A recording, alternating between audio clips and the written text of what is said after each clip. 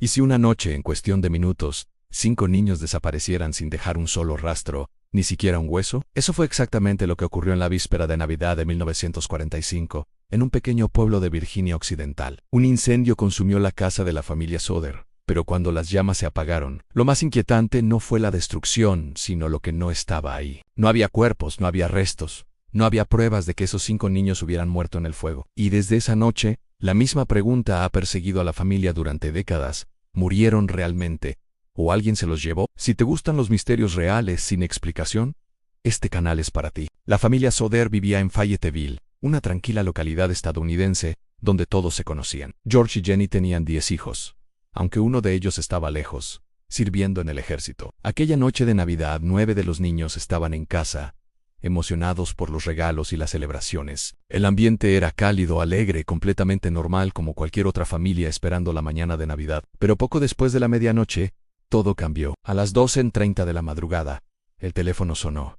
Jenny, medio dormida, contestó. Al otro lado escuchó una voz desconocida preguntando por alguien que no vivía allí. Había risas extrañas en la línea, un tono inquietante, casi burlón. Ella dijo que era un número equivocado y colgó. Al volver al pasillo notó algo raro.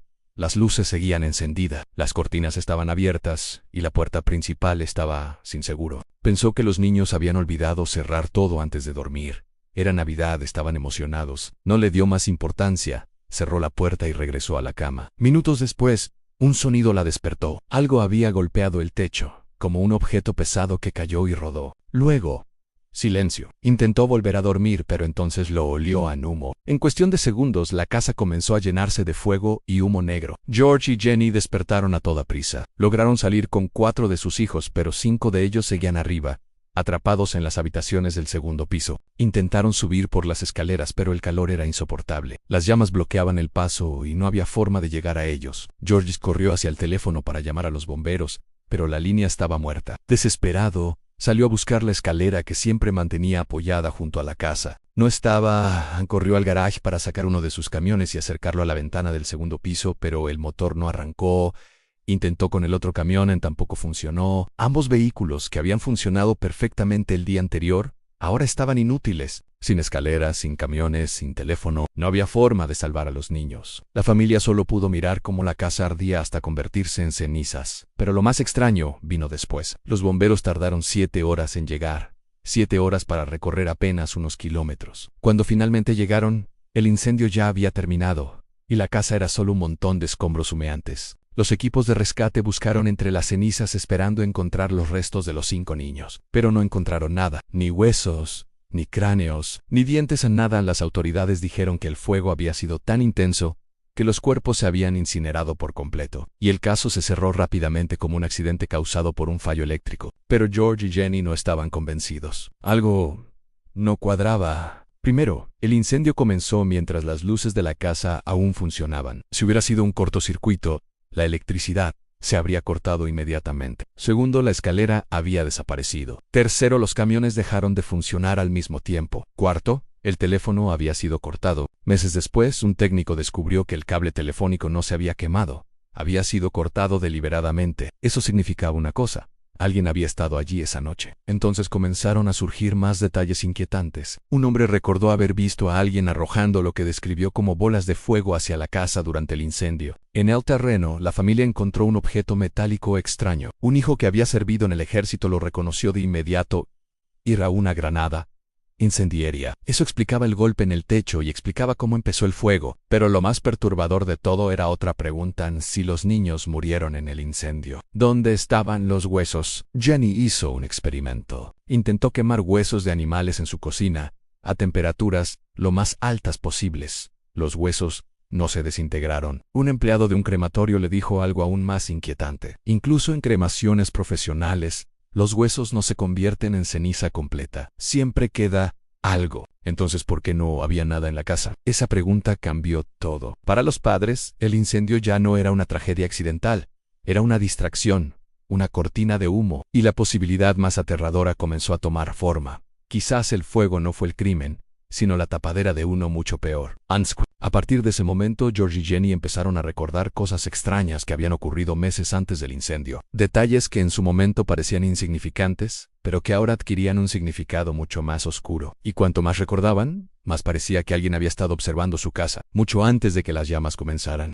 Cada recuerdo extraño comenzó a tomar un nuevo significado. George recordó a un hombre que había pasado por la casa meses antes del incendio. Decía que buscaba trabajo, pero no parecía interesado en marcharse. Caminaba por el terreno observando cada rincón, como si estuviera estudiando el lugar. En un momento señaló la caja de fusibles y dijo algo que en ese momento sonó absurdo.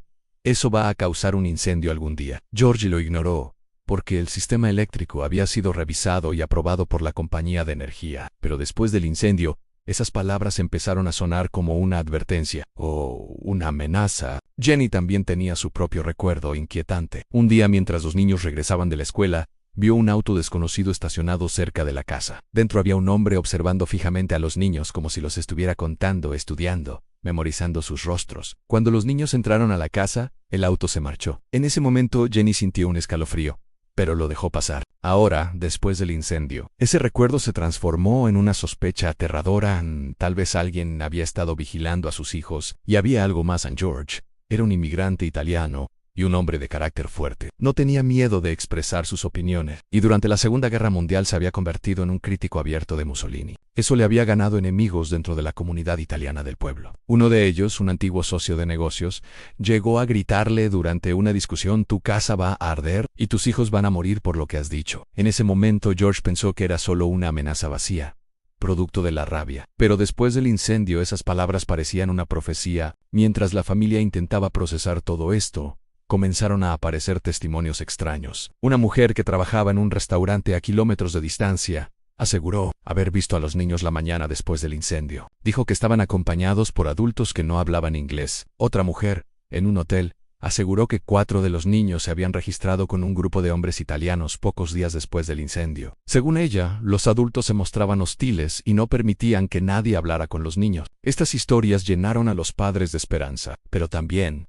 de terror. Si los niños estaban vivos, significaba que alguien se los había llevado. Y si ese alguien era parte de la comunidad italiana que apoyaba a Mussolini, entonces los niños podrían haber sido sacados del país. Quizá estaban en otro estado, quizá en otro continente. Desesperados por respuestas, los Soder contrataron a un investigador privado. Lo que descubrió fue aún más perturbador. Aquel antiguo socio que había amenazado a George no solo había tenido conflictos con él, sino que también había participado en la investigación oficial del incendio. De hecho, había sido miembro del jurado forense que determinó que la causa del fuego fue un accidente, un hombre que había amenazado a la familia, ayudando a decidir que no hubo crimen. Pero lo más extraño de todo fue otro detalle: el seguro de la casa. Antes del incendio, ese mismo hombre había aumentado la póliza sin el conocimiento de George. Si la familia entera hubiera muerto, él habría recibido una parte del dinero. Era un motivo claro, directo y escalofriante. Aún así, cuando la familia llevó esta información a las autoridades, nadie quiso investigar. El fiscal local simplemente respondió que no quería presentar cargos contra personas con las que convivía y comía todos los días. Para los Soder, eso confirmó su peor sospecha en alguien en el pueblo.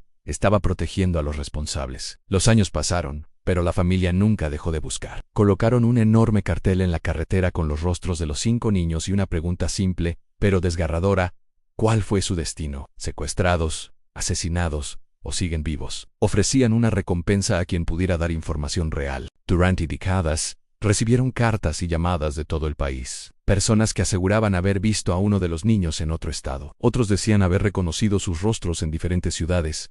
Cada pista reavivaba la esperanza, y cada vez que no llevaba nada, el dolor regresaba con más fuerza. En 1967, más de 20 años después del incendio, llegó una carta misteriosa. Dentro había una fotografía de un joven que tenía los mismos rasgos que los Soder. En la parte trasera, alguien había escrito un nombre: a Louis Soder, uno de los niños desaparecidos. No había dirección de remitente, ni explicación, ni forma de responder, solo la foto. While a duda, la familia contrató a otro investigador para seguir la pista. El hombre viajó a Kentucky para buscar al joven de la fotografía, pero nunca regresó.